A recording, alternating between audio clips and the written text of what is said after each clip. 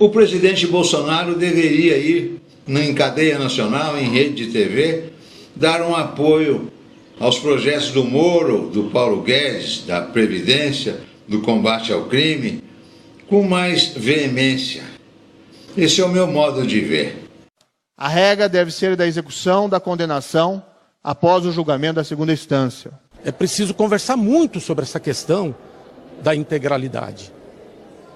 É justo receber integralmente o salário da ativa por 30, 40 anos de R$30 mil, de R$25 mil na aposentadoria? Nós temos condições no Brasil de pagar isso? Nós precisamos saber o que nós queremos da Previdência. Um grupo de parlamentares quer que o COAF seja transferido para o Ministério da Economia. Lá no Congresso está assim de parlamentares do PT, PCdoB, PSOL, PP, Centrão, toda aquela tranqueira. Então o que eles estão querendo agora? Não, nós vamos fazer umas emendas aí e fazer uma chantagem lá com o Moro para aprovar aquele pacote anticorrupção dele. Vai ter que tirar isso aqui lá, tira o COAF do Ministério da Justiça, senão nós estamos ferrados, né, os parlamentares. E bota lá no Ministério da Economia, senão a gente não aprova o pacote lá de anticorrupção do Moro. É isso que está por trás de tudo. No Congresso, há 8 emendas na medida provisória. 6 são assinadas por parlamentares do PT e outras 2 pelo PSOL e PCdoB. Integrantes do Centrão e de outros partidos também apoiam a medida. Entre eles, vários investigados na Lava Jato.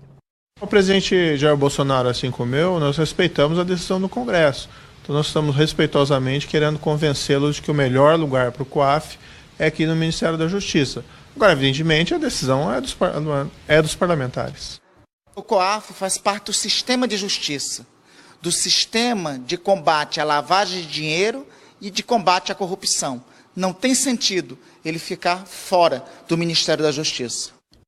Fazer reformas com essa classe política que aí está, quem manda no Brasil é o STF e a classe política, o Congresso Nacional, Câmara e Senado. Nós somos reféns do Congresso Nacional e do STF.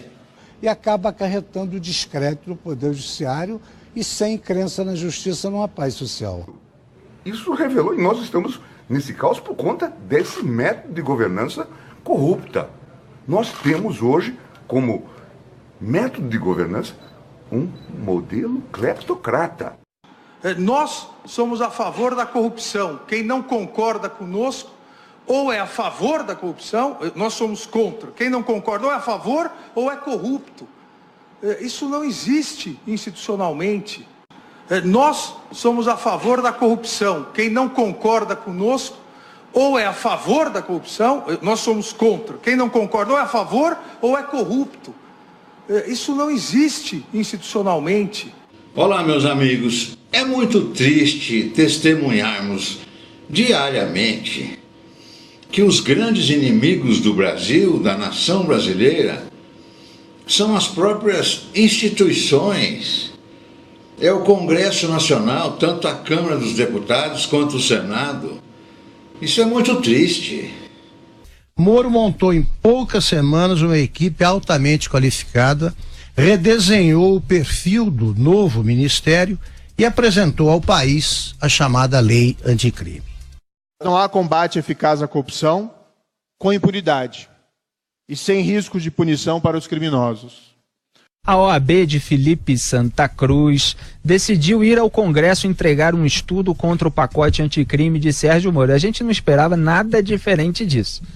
A OAB fala como se fosse música para um setor do Congresso Nacional que não é o melhor setor. Existe no Congresso Nacional uma decisão de evitar a criminalização do Caixa 2 que o ministro Sérgio Moro pede. A regra deve ser da execução da condenação após o julgamento da segunda instância. A reação da bandidagem com foro privilegiado foi imediata. Deputados e senadores na mira da Lava Jato sempre viram o seu grande satã no juiz que personificou a mais bem-sucedida operação anticorrupção da história. São necessárias políticas mais gerais contra a corrupção. Leis que tornem o sistema de justiça mais eficaz. leis que diminuem incentivos e oportunidades contra a corrupção. Parabéns, ministro Moro, mesmo estando sozinho, mas a nação brasileira está com o senhor. É só fazer uma pesquisa nacional, 99% apoia o Moro. O Congresso Nacional, no seu grande bojo, na sua grande maioria, é contra. A OAB está na defesa corporativa em parte e defesa política em outro, ou seja, a tentativa de desmontar o projeto Sérgio Moro. Ao tentar avançar pela rota do Senado, Moro não demorou a perceber que lida com um bando também ansioso por desidratar o projeto. Presidente Bolsonaro, qual que foi a grande marca da campanha de Vossa Excelência, tanto no primeiro quanto no segundo turno? Não foi o combate à corrupção? Por que o senhor não se empenha com mais veemência, indo em cadeia nacional de TV, em defesa desse pacote anticrime do Moro, em defesa da reforma da Previdência? Olá, meus amigos, quando o presidente Bolsonaro convidou o juiz Moro para ser ministro da Justiça, ele falou: tem algumas condições, eu quero que o COAF esteja sob o comando do Ministério da Justiça, além de outros órgãos, para que possamos colocar um fim nesse crime organizado, etc, etc. E assim foi feito. E o presidente da República tem essas atribuições, tanto que o Ministério foi formado, assim como o Ministério da Fazenda aglomerou também outros setores que estavam dispersos, concentraram-se todos no Ministério da Fazenda, e no Ministério da Justiça também, vários órgãos ficaram concentrados sob o comando do ministro da Justiça. O COAF foi um deles. Vamos relembrar. Moro disse que o que motivou ele a aceitar o convite do presidente eleito Jair Bolsonaro foi a perspectiva de implementar uma forte agenda anticorrupção e anticrime organizado. Ficarão sob a responsabilidade direta de Sérgio Moro vários órgãos que atuam no combate ao crime, como a Polícia Federal, a Polícia Rodoviária Federal, a Secretaria Nacional de Segurança Pública, o Departamento Penitenciário, a Secretaria Nacional de Políticas sobre Drogas, a Secretaria Nacional de Justiça, que cuida de refugiados e recuperação de dinheiro desviado para o exterior. Além disso, o novo ministério deve absorver o COAF, que combate lavagem de dinheiro e hoje é vinculado ao Ministério da Fazenda. O auditor fiscal Roberto Leonel vai comandar o COAF. Leonel teve atuação considerada decisiva na Lava Jato em Curitiba, por meio de cruzamento de dados financeiros. Eu achei muito esquisito a posição do presidente Bolsonaro em relação a esse assunto, que ele está fazendo corpo mole e está assim e manda um porta-voz. O porta-voz da presidência afirmou que, do ponto de vista pessoal do presidente Jair Bolsonaro, o COAF permanece junto ao Ministério da Justiça, mas que a decisão ainda não foi tomada. Estudos prosseguem no sentido de analisar se esta decisão inicial do nosso presidente deve ser referendada ou eventualmente retificada. O senador Randolfo Rodrigues diz que os políticos estão tentando se blindar e criticou o presidente por não se opor à mudança que o Congresso quer fazer. Deu para perceber o corpo mole, tanto do presidente Bolsonaro quanto do ministro Sérgio Moro. Corpo mole que eu digo é no sentido de nós não podemos aceitar isso.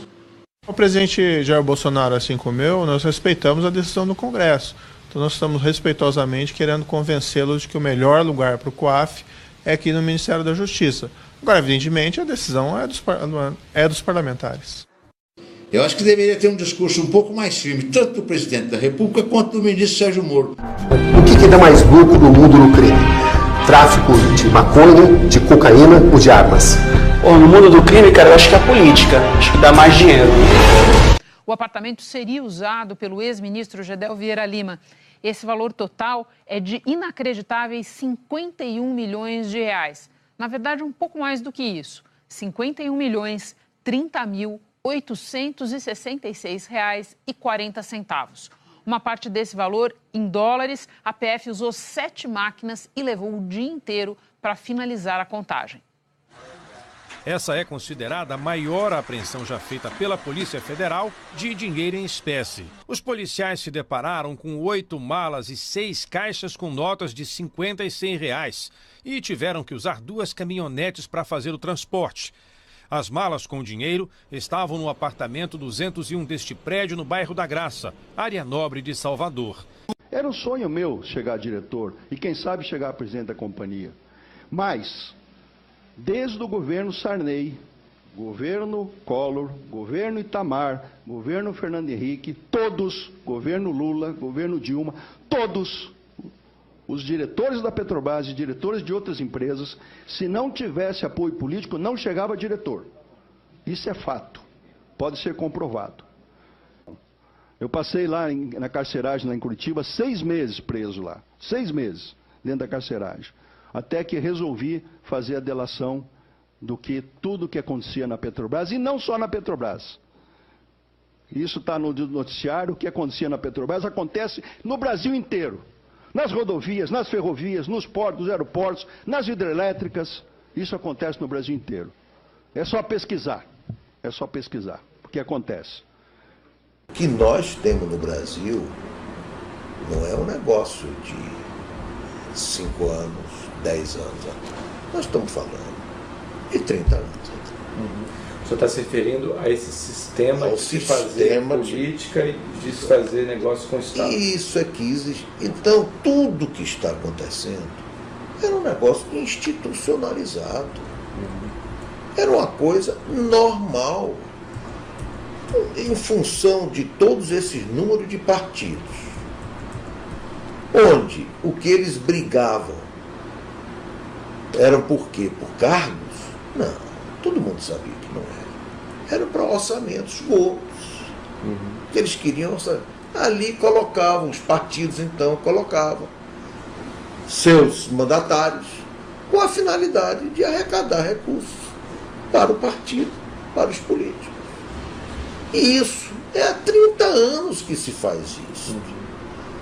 Quer dizer, o que me surpreende, lhe digo, e eu procurei colocar de uma forma muito clara aqui, mas infelizmente não pode se estender muito, mas eu quero ter a oportunidade de enfatizar. O que me surpreende é quando eu vejo todos esses poderes, a imprensa, tudo realmente como se isso fosse uma surpresa. Me incomoda isso. Alguém aí já ouviu falar que falta dinheiro para deputado? Alguém aí já ouviu falar que falta dinheiro para senador? Alguém aí já ouviu falar que falta dinheiro no judiciário? Que falta dinheiro para desembargador? Que falta dinheiro nos tribunais de justiça, onde eles vivem uma vida na babesca às nossas custas? Alguém aí já ouviu falar que falta dinheiro para ministro? Para ministro do Supremo? Para ministro do STJ? Alguém aí já ouviu falar? Não só para ministro, vamos esticar. Alguém aí já ouviu falar que falta dinheiro para essa alta casta do funcionalismo público? E seus assessores muito bem remunerados? Alguém aí já ouviu falar que faltou combustível para levar parlamentar para cá ou para ali ou para acolá?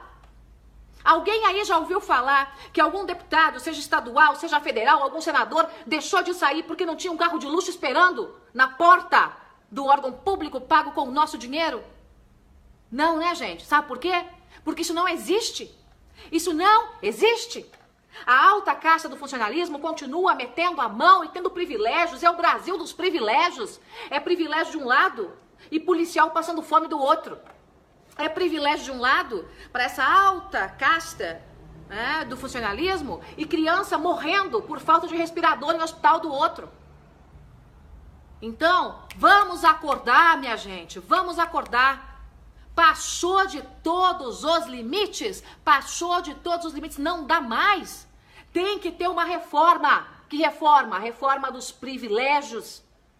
Não dá para a corrupção não ser crime hediondo. É hediondo. Mata criança, mata idoso, mata quem sofreu um acidente. Corrupção mata. O que eu recusei há dias atrás é que eu nem sabia que esse benefício existia, um auxílio mudança que é dado ao senador quando ele é eleito, para ele se transferir da cidade onde ele vive, do estádio onde ele vive, até Brasília. Eu considerei esse auxílio de R$32 mil, que seria depositado na minha conta, algo que eu não preciso. Eu não acho correto receber esse auxílio, até porque um caminhão de mudança na melhor transportadora talvez custasse uns 3 mil. E quando me disseram que eu poderia fazer com esse dinheiro o que eu bem entendesse e não precisaria prestar contas, eu disse mais ainda que eu não quero isso, não é? Então abri mão. Mas se algum senador necessita disso, precisa disso, justifica isso corretamente, também não sou contra, não é? Agora, eu fiz uma conta muito simples. Esse auxílio não é dado apenas aos senadores. É dado aos senadores e é dado também aos 513 deputados. Então, se você somar 513 deputados mais os senadores, né, que seriam só 54, porque não foram todos reeleitos agora. Se você considerar que os senadores recebem isso, e os deputados também, repito, não são só os senadores, os deputados também. Se eu for criar caso, eu vou criar caso com todos os deputados e com os senadores. Vai ser um caso maior, não é? Mas há uma ajuda de custo dessa para quando ele assume o mandato e há a mesma ajuda quando ele termina o mandato, que seria, hipoteticamente, para pagar a mudança dele de Brasília para o Estado. E no caso dos senadores que são reeleitos, e aí isso me deixou ainda mais preocupado, se eu já fosse senador, digamos, e tivesse sido reeleito agora, o que não aconteceu, é a primeira vez que eu sou eleito, eu receberia um salário de 32 mil porque terminou o meu mandato. E outro salário de 32 mil porque vai começar um novo mandato. Então eu receberia 64. Eu fiz umas contas assim, se você considerar toda a Câmara Federal, os 513 deputados e os senadores, isso é um gasto aí de quase 20 milhões que está sendo feito. Eu acho que é um gasto indevido. Sinceramente, não consigo entender esse gasto. Eu não aceitei. Vários outros senadores também não aceitaram. Eu não fui o único. Quer dizer, que se quiserem criar casa, vão criar casa só comigo. Eu vou ter muitos companheiros que pensam igualmente. E acho mesmo que o Senado e a Câmara têm que sentar e têm que repensar algumas coisas que estão lá por razões históricas e que está na hora de mudar. O Brasil precisa desse dinheiro para fazer melhor educação, para fazer melhor segurança, para fazer melhor saúde. E não acho razoável justificar um gasto de 32 mil com uma mudança. Considerei isso absolutamente legal, mas do meu ponto de vista não é uma coisa moral. Eu não pude aceitar. Gente, para começar, por que tem gente morrendo nas unidades de saúde, nos prontos-socorros país afora, por falta de equipamentos básicos? Que tipo de crime é quando uma criança morre por falta de um respirador, por exemplo, ou por falta de um leito, e eu tô dizendo para você que não falta dinheiro para a saúde? O crime é de homicídio. É de homicídio. Os nossos gestores cometem crime de homicídio. E você estique isso para a segurança pública, porque é exatamente a mesma coisa. Não falta dinheiro no raio do Brasil. O que falta? Falta gestão, falta competência e sobra roubalheira. Minha gente, nós pagamos uma baba por conta da roubalheira só na Petrobras, só do Petrolão. Você espalhe isso aí em todas as outras estatais, nos órgãos públicos, o aparelhamento desgraçado. E sem contar os benefícios que sobram em todos os cantos.